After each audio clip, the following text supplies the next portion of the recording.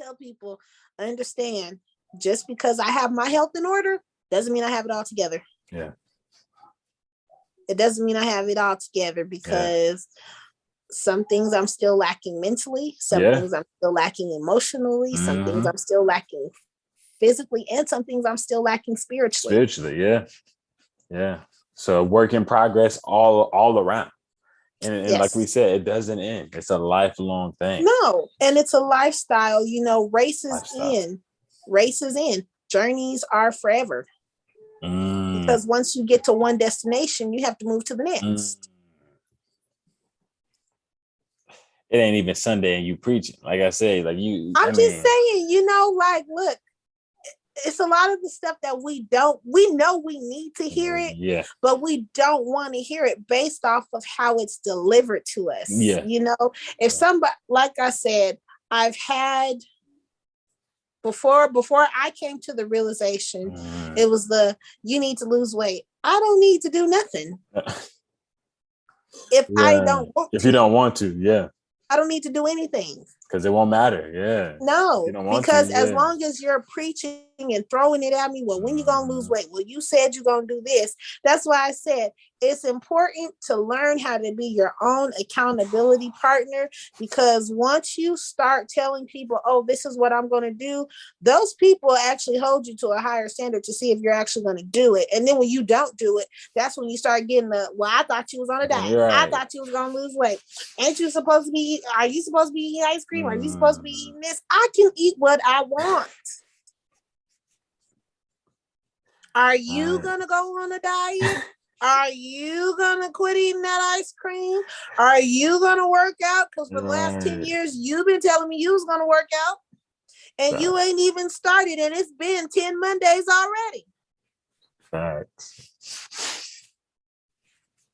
So it's not so much what is said, but how it's said.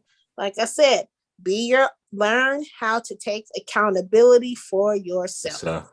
Facts. If you learn how to take accountability for yourself, you're able to shut out the noise. You're able to shut down any negativity that is thrown at you, or you learn how to combat that with positive. Exactly.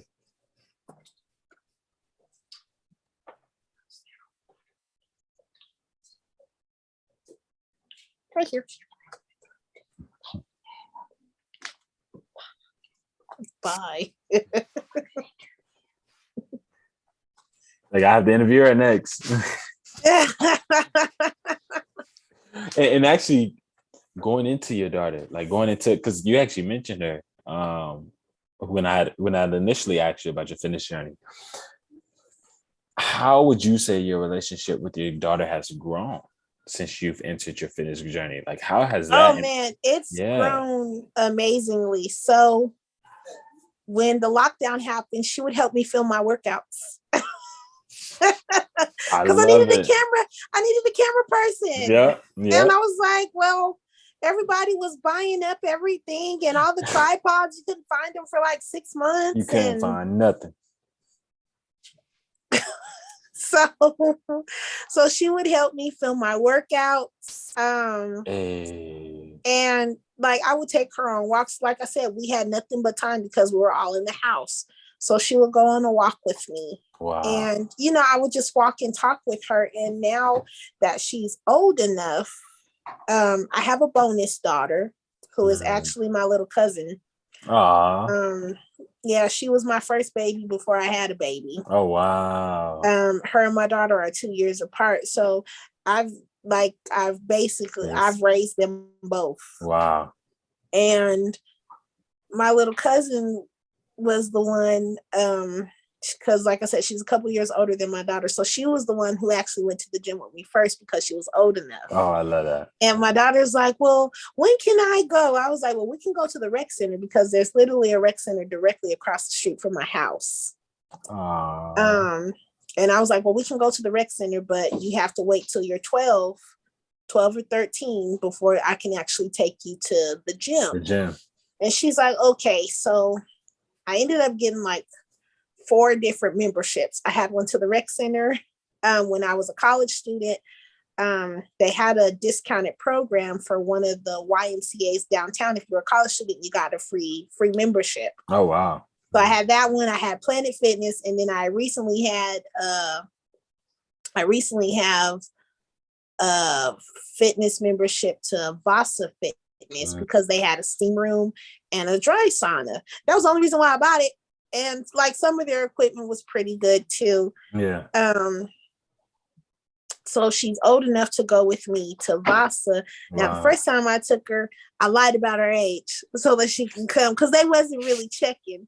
And so I was like, well, they probably watching now. Yeah, I'm like, we'll just put you a year, we'll put you a few months older than what you are so that you can come. And she loves playing basketball. My little cousin, who's my bonus daughter, she likes lifting weights.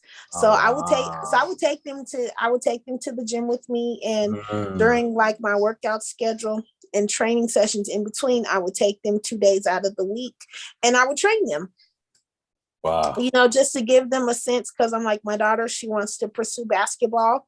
And I'm like, all right, well, we can start training now to get you conditioned. Wow. Because if this is something that you want to continue in high school, and or if you decide that you want to be if you want to play in college, this is the work that's about to go in it. So let me introduce it to you early. Yeah. Facts. So that's definitely one of our bonding things, because even when I do go to the gym to work out, she's like, all right, Mom, I'm going into the gym to go play basketball. And she's ran a couple of games with the adults that play in there. The adults? Mm-hmm. And this is your daughter. This is the one that you have on your social media. Yes. Wow. Again, how tall is she? Is she? Well, I'm 5'4.5". She's about 5'6". Oh, wow. 6.5". She literally just had a growth spurt. What the heck? Man, no wonder she running games. Yeah. Yeah, and she loves it. Wow. It's something that she loves, and we've always kept her really active. Me and her godmom, like she's been in dance, she's played volleyball, she's played basketball. We haven't done soccer yet. Oh, wow. She's interested. Yeah. Oh, you want to do football? Oh, she played football too. Flag football. What the heck? Do y'all have footage? No. Man. No, because a lot of times, like from her games and stuff, I was working. Okay. But she's always been really active. Wow. And I honestly, those two kept me going in my journey in the beginning. Yeah. Especially when it came to my nutrition and things that I ate. They were very easy. Like my daughter is a little bit more easier than my cousin. And then I actually set them down. I'm like, okay, let me get some feedback on the meals that I'm making. And I incorporated them in the planning. And I'm like, okay, what do you guys want to eat? Wow. And they're like, well, we like when you make this. And I'm like, okay, we can stick with that. I'm like, well, what are your favorite vegetables? What is your favorite fruit? I never had any issues with fruit. Vegetables were kind of like a hit and miss. So just to keep me accountable and to make sure they're eating enough also, I would just buy the vegetables that they liked and just kind of rotate them out. And that's one of my advice for a lot of families that may have picky eaters. Yep. You don't have to technically diet if you don't want to. Yeah. Because there are foods that get you to your goals and there are foods that won't. Exactly. I'm like, the same foods that can help you lose weight are the same foods that make you gain weight. Exactly. It's literally about how you prepare. Yep. How you plan and how you execute. Mm-hmm. That's it. Execution is part of the game. If you do not prepare, plan to fail. And not technically fail, but plan to get set back. Yeah, set back. Exactly. Yeah. And if you plan properly, you will execute that plan 100%. Straight Facts. Oh my goodness. Like you're dropping so many gems, so many golden nuggets is what I like to call them. They're scattered all throughout the interview. And it's just like there's so many of them that I want to pick up right now. Come on, let's hit it. Let's hit it. Like, I mean, it again, I love that you're focusing on the aspect of essentially I keep hearing you talk about accountability within yourself. That's pretty much where you're going. Like I keep hearing that terminology used in everything you're referring back to. You know, when it's coming to your daughter and how that your relationship with her has grown, or the effects of how you realize in your transition and your epiphany that started your fitness journey. Everything is tying back to you. It's tying back to what it is that you enjoy or want to do, because if you don't want to do it, you won't do it. Or it's tying back to just having that non-comparison mentality that's going to keep you going even when you don't feel like going, or even when other people opt out. You know, you keep hitting back on that specifically, and I'm heavy on that. I'm heavy on self-validation, not being validated. Ooh. Not being validated by others. It's important because I always say this: if you don't think highly of yourself, nobody else will. Nobody else will. Mm-hmm. If you don't, it's okay to toot your own horn sometimes. Yeah, it does not make you cocky. Nope. It doesn't mean you're boastful. And I say this with all the respect in the world. Mm-hmm. If you feel like I'm doing too much, you're not doing enough.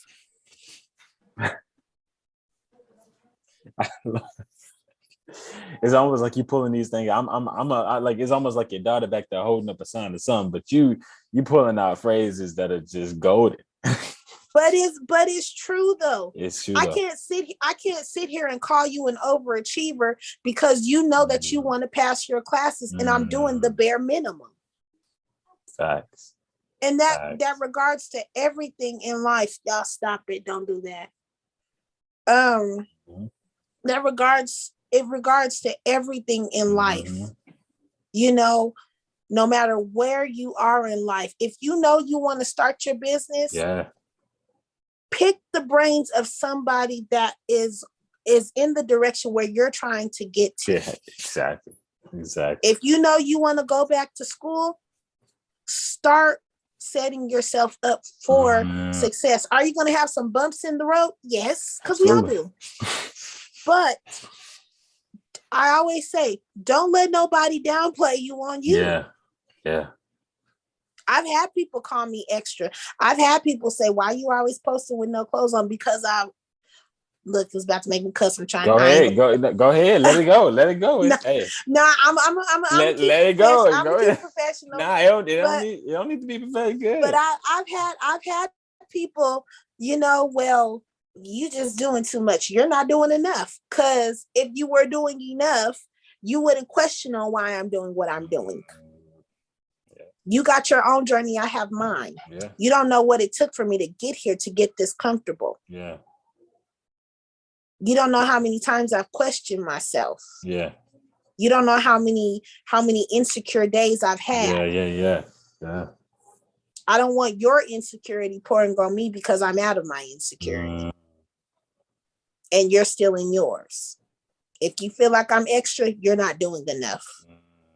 And not for me to validate, but for you to validate. For you to validate, yeah. You're not doing enough. If you have to question every single thing, or if you have to make a backhanded or negative comment of, oh, why she got that on? Because she want to. Why her split so high? Because I worked for it. I ain't deadlift for not to show these legs.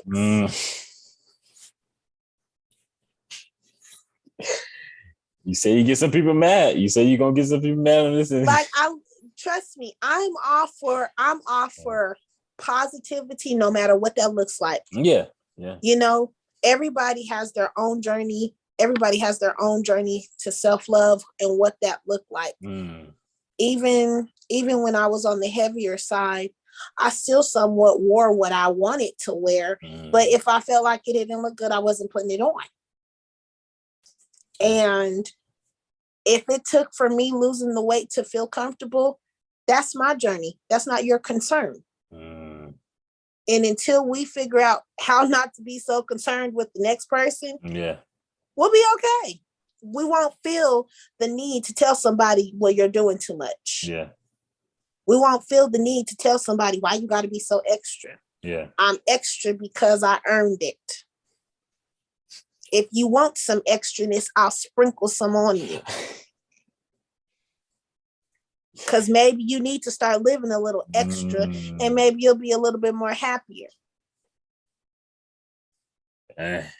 When you learn how to not let other people's opinions validate you, and you learn to think highly of yourself, you learn to validate yourself, it's a whole different ballgame. It's a whole different ballgame.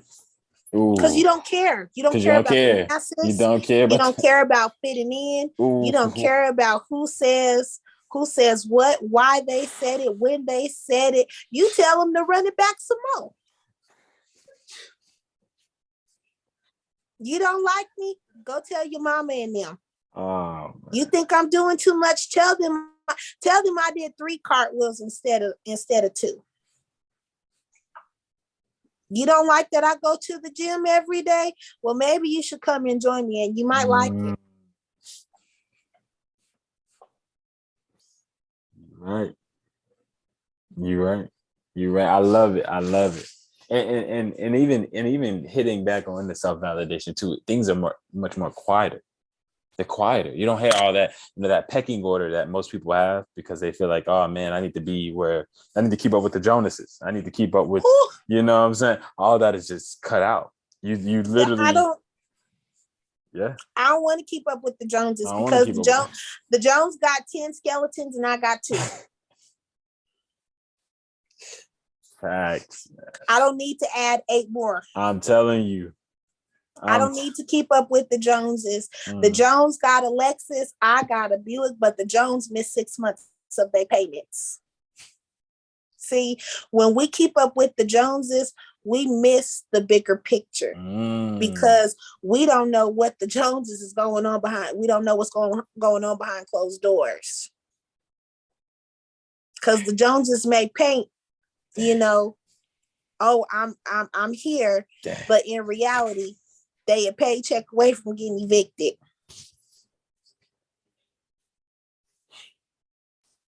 I don't know why you preaching. Because it's important on this journey to mind your business.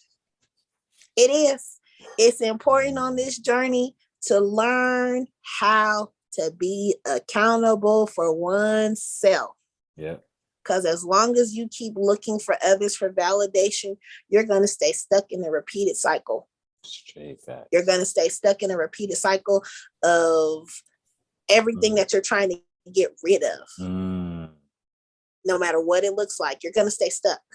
And the purpose of a fitness journey is to go further, not stay behind or stay where you are. I put it like this. We know weightlifting is what builds muscle, correct? Right. And we know to build muscle, what do you got to do? You have to eat. You have to feed the muscle first off. But you have to start lifting. And you can't just keep lifting 5 pounds. No matter what anybody says. You have to challenge yourself. Yeah. You have to challenge yourself. So if you're steady trying to stay stagnant, but then still trying, and this is where the whole execution comes in. The work stays the same, but the execution always changes. That's it.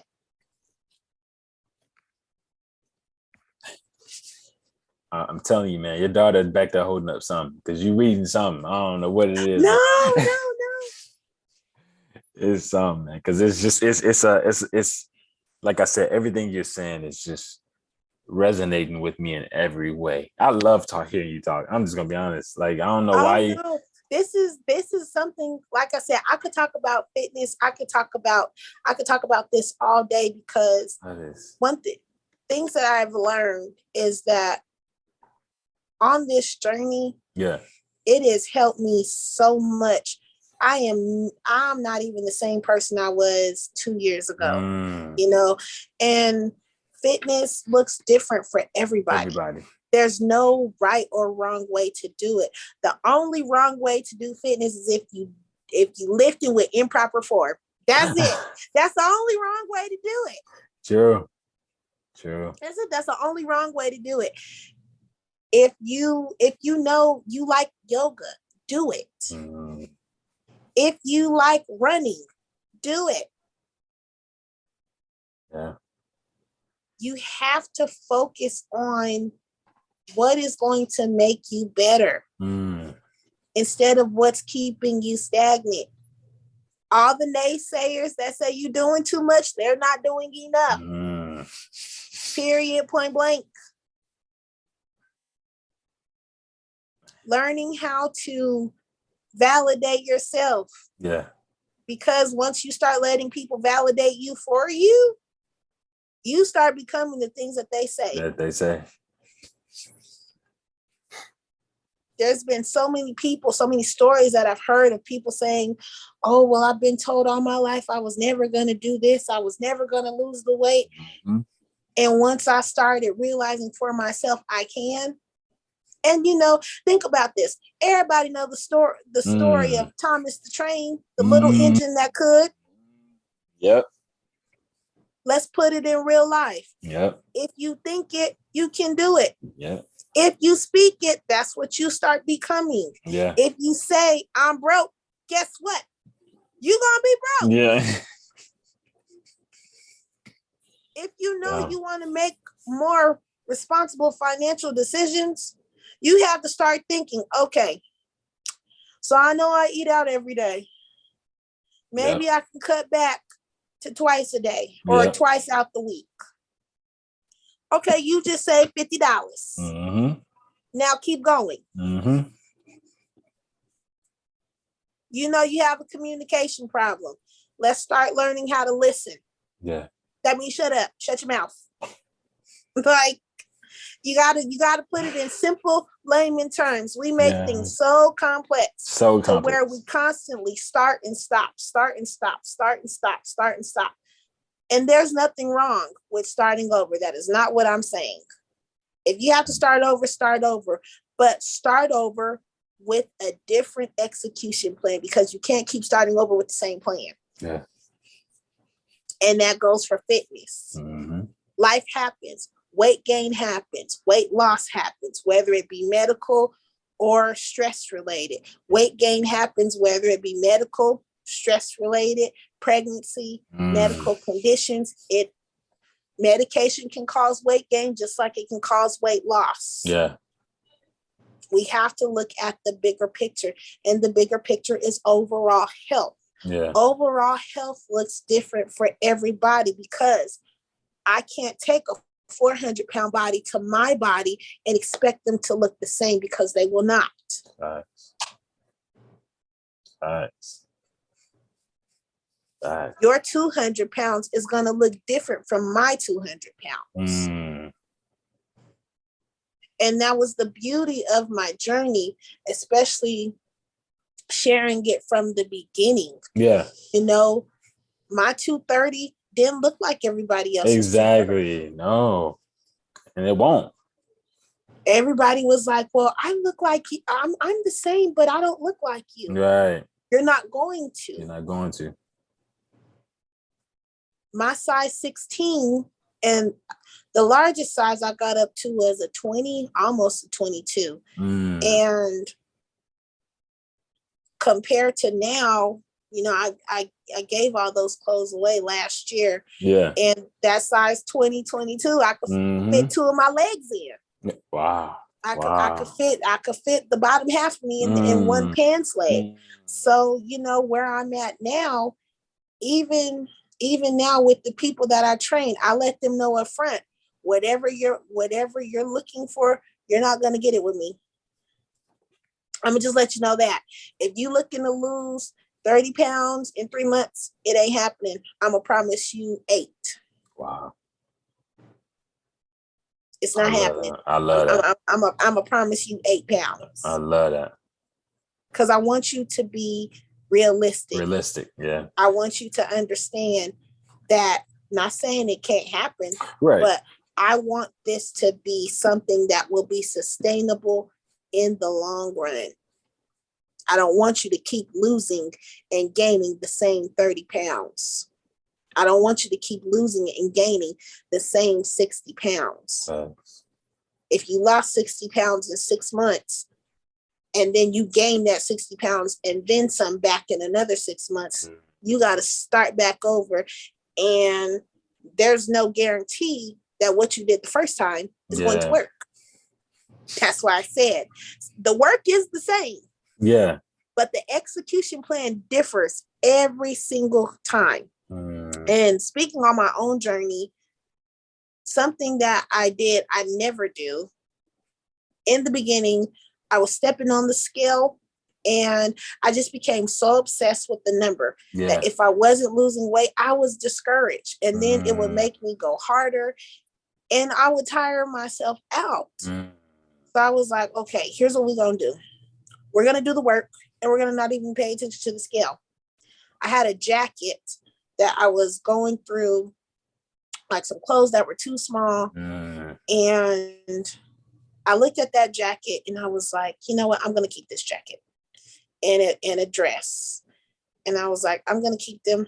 And I tried the jacket on and the jacket stopped right here at my elbow, between my elbow and my forearm. I couldn't get it past there or anything. And I was like, I'm going to use this jacket to measure my progress. Yep. And I kept that jacket and I kept that dress. I put the dress on, it stopped right here. I couldn't get it over past nothing. And I was looking and I thought to myself, Shanie, that is sad. But then I was like, no, we're not even going to talk like that. Yeah. Because it happens. Yep. Okay. Life happens. I was living my life. I was eating. I was going out. I wasn't sleeping. I was drinking. I was a heavy drinker. And I mean, when I was a heavy drinker, I could drink you under a table. Wow. And between being stressed and everything, I was drinking more excessively. I was a borderline alcoholic. So I was like, okay, I gotta get myself together. I gotta get myself under control. Initially, I wanted to take back control of my life. Yeah. You know, I was tired of feeling left out. I was tired of feeling like the fat friend and things like that, you know, and I knew it was time for me to change. Yeah. So even now, I stepped on the scale back in January and it said I was up 18 pounds. Oh, wow. So last year I was maintaining between 185 and 188. Yeah. And if I had a goal weight number, it was about 175, 170. That's not bad. Because when I was younger, 21, I was about 165, 170, but I didn't have no muscle definition. So we already know 230 pounds looks different with muscle and without muscle. Exactly. Just like 150 looks different with or without muscle. Yep. Every number on the scale looks different with or without muscle. Exactly. And in those 18 pounds, I ain't gonna lie, I got discouraged a little bit because I'm like, well, what have you been doing? Like, what? So I broke it down. I was like, okay, 5 of those pounds we might say is fat. Another 5 of those pounds we're going to say is water. 3 of those pounds we're going to contribute back to muscle. Yeah. And the other 5 is miscellaneous. I don't know. Yeah. Right. Ain't nothing wrong with that. Yeah. And that's what it's going to be. I don't know where they came from and I don't even care to know. But I took a different approach this year and I was like, okay, 18 pounds. What are we going to do with this 18 pounds? And this was back in February. I was supposed to start my cut and I did it. Wow. I'm like, here's what we're going to do. Yeah. We're going to get back on track with our eating. Yeah. We're going to get back on track with managing our stress and just taking those baby steps. I still don't know. Last time I checked, I had only lost 3 pounds and that's fine. Yeah. But I took this approach to enjoying my strong body instead of just focusing on trying to lose the weight. Yeah. Trying to get back to where I was. And even when I decided to start losing the weight, I was like, listen, we're not even going to shoot for the whole 18 pounds. We're going to shoot for 8 to 10. That's exactly. it. Good. And good, then yeah. whatever happens, happens. If you lose the 18, you lose it. If you don't, you're fine, because we already know an 8 to 10 pound difference is a significant difference, especially fat versus water. Yeah.